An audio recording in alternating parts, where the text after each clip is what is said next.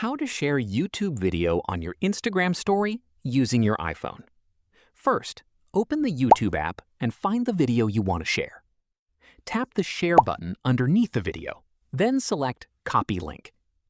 Now, take a screenshot of the YouTube video. Your screenshot will be saved to the Photos app. Next, open Instagram and tap Your Story from the top left corner. Select the screenshot you just took. You can now customize your story. Tap the text icon to add something like, "Check out this video," and move the text wherever you want. Next, tap the sticker icon and select the link sticker.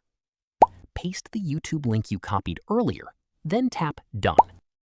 You can tap the link sticker to change its appearance and move it to the position you want. Finally, tap the arrow in the bottom right corner, select Share, and your YouTube video link will be posted to your Instagram story. And that's how you can share a YouTube video on your Instagram story with a clickable link. If this video helped, don't forget to like and subscribe. Thanks for watching.